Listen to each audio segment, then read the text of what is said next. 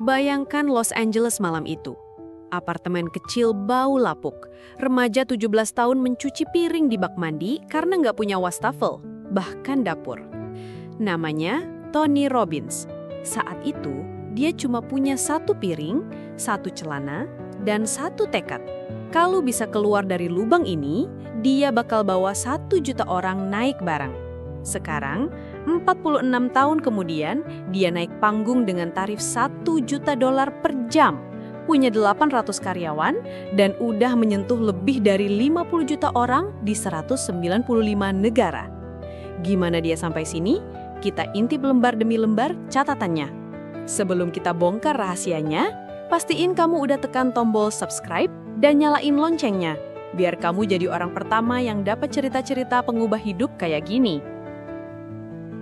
Tony lahir 29 Februari 1960, anak ketiga dari 4 bersaudara. Ayahnya cabut pas Tony umur 7 tahun. Ibunya nikah lagi, tapi si papa tiri ternyata mabuk-mabukan dan suka bikin rumah jadi medan perang. Listrik sering mati karena keburu nulas tagihan. Sepatu cuma 1 pasang, bocor dan dipanggil gembung di sekolah karena tiap hari makan pasta murahan. Usia 14, jadi tulang punggung keluarga. Antar surat, cuci mobil, apa aja yang penting dapat $15 sehari. Pukulan keras datang saat mama mabuk, nyuruh dia pergi sambil mengayun pisau dapur. Tony cuma bisa tidur di mobil tua garasi teman. Malam itu dia angkat tangan. Aku nggak tahu caranya, tapi kelar juga aku di sini. Gak tamat sekolah, Tony nyambi jadi tukang sapu gedung di pinggiran LA.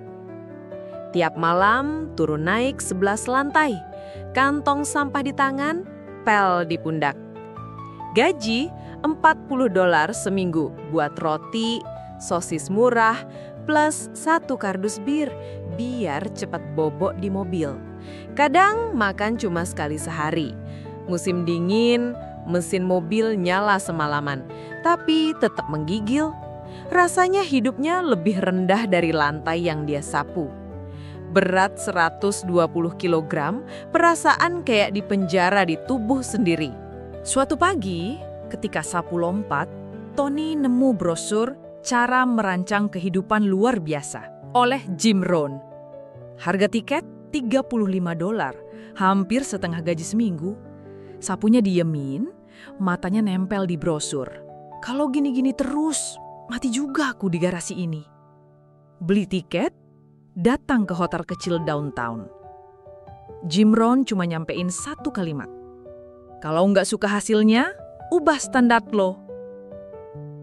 Usai acara, Tony nyebrang ke Jim. Aku mau kerja apa aja, asal bisa belajar bareng. Jim lirik sekilas. Besok mulai jadi asisten, gaji $25 seminggu. Tony angguk. Dari situ, dimulai 10.000 jam belajar bareng sang legenda. Asisten, kerja 18 jam sehari, fotokopi, rapikan kursi, jaga pintu, terima pembayaran, sela-sela nulis catatan setiap kata Jim. Malamnya baca buku psikologi, komunikasi, NLP, ratusan judul. Mulai turun berat, jalan kaki 10 km pagi, makan ayam rebus plus sayur. 18 bulan, 45 kg hilang. Yang lebih besar, perubahan di kepala. Mulai pakai afirmasi depan cermin, bikin daftar impian 101 hal, visualisasi tiap malam. Jim kasih tantangan bantu karyawan toko sepatu mau naik jabatan. Tony bikin program, 90 hari si karyawan jadi manajer regional. Kemenangan kecil itu jadi pintu besar, orang-orang mulai datang minta bantuan. Perjuangannya gila-gilaan kan? Kalau cerita sampai titik ini udah bikin kamu semangat, coba tekan tombol like buat nunjukin dukungan kamu. Sekarang kita lihat gimana kerja keras ini ngebawa dia ke panggung dunia.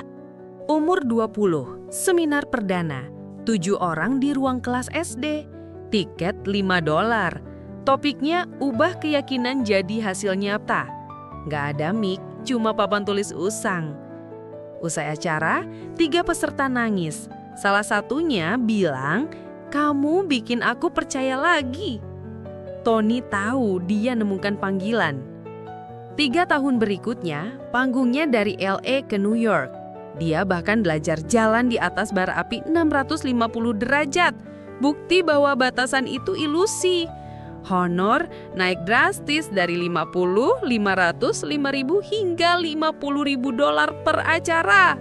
Tony nulis Unlimited Power di apartemen studio tanpa meja, ngetik di atas kotak karton. Langsung nangkring di New York Times bestseller 28 minggu. 1990, Awaken the Giant Within terjual 2 juta kopi di tahun pertama.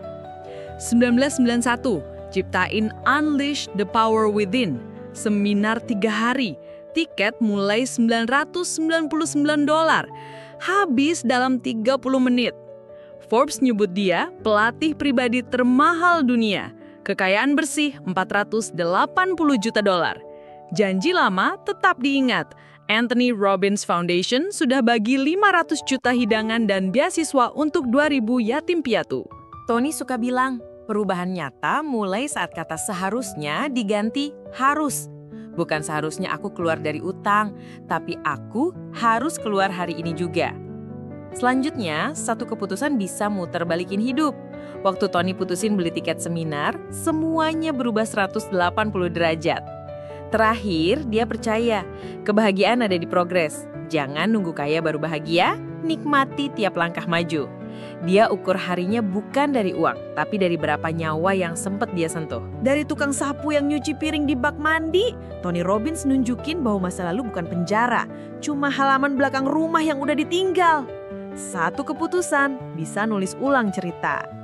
Jadi, pelajaran mana yang paling ngena buat lo hari ini? Tulis di komen, karena komen terbaik bakal kita kembangin jadi kisah selanjutnya. Kalau mau terus dapat cerita ajaib kayak gini, jangan lupa subscribe dan tekan loncengnya. Soalnya di tiap video, kita bikin keyakinan baru. Impian gak punya tenggat, tapi keputusan itu ada.